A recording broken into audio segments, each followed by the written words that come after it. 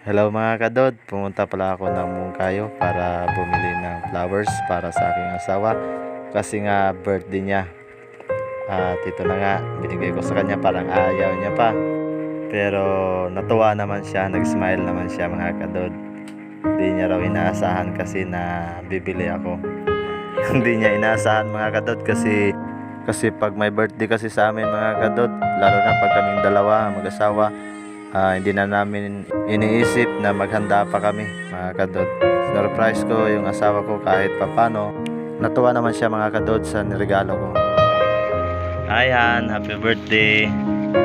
Pagpasensyahan mo na regalo ko Sana magustuhan mo yan.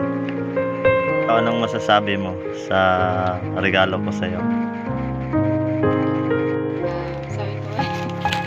Sabi ko kay unexpected na garagarawan ko ito. Dahil po dahil budget sabi ko wala. Salamat kay ganda ng birthday ko. Anong wish mo?